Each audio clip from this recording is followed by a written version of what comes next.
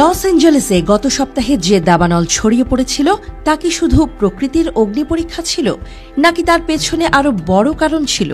বিজ্ঞানীরা কি এমন খুঁজে পেয়েছেন যা উদ্বেগের কারণ হতে পারে? ক্যালিফোর্নিয়া বিশ্ববিদ্যালয়ের বিজ্ঞানীরা একটি তথ্যবহুল গবেষণা প্রকাশ করেছেন।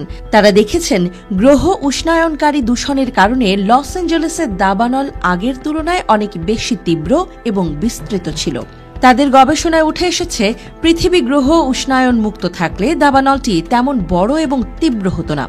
সোজা কথায়, জলবায়ু পরিবর্তন না হলে আগুন হয়তো কিছুটা ছোট এবং কম ভয়াবহ হতো।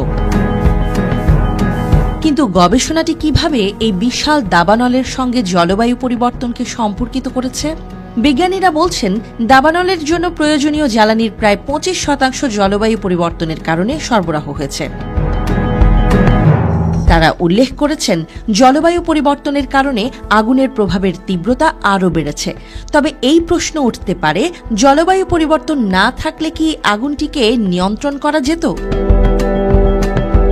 7 জানুয়ারি থেকে লস অ্যাঞ্জেলেস এলাকায় একাধিক দাবানল শুরু হয়।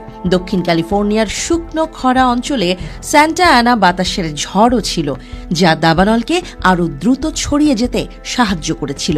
এর ফলে 60 বর্গ মাইলেরও বেশি এলাকা পুড়ে গেছে এবং হাজার হাজার বাড়ি, ব্যবসা প্রতিষ্ঠান পুড়ে ছাই হয়ে গেছে। তবে এই দাবানলের পেছনে শুধু বাতাস বা শুষ্কতার কারণ ছিল না। গবেষকরা জানিয়েছেন, অতিরিক্ত বৃষ্টিপাত এবং গ্রীষ্মের অস্বাভাবিক উষ্ণতার কারণে এই অঞ্চলের গাছপালা অতিরিক্ত সবুজ হয়ে উঠেছিল। ফলে দাবানলের জন্য আরও বেশি জ্বালানি পাওয়া গিয়েছিল। বিশেষ করে গত 2 শীতকালে লস অ্যাঞ্জেলেসে স্বাভাবিকের তুলনায় দ্বিগুণ বৃষ্টিপাত হয়েছে, যা মানবসৃষ্ট জলবায়ু পরিবর্তনের প্রমাণ হিসেবে দেখা গেছে।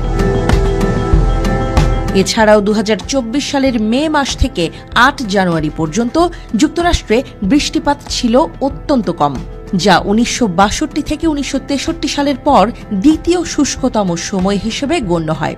এতে মৃত গাছপালার আর্দ্রতা আরও কমে গিয়ে আগুনের বিস্তারে সাহায্য করেছে।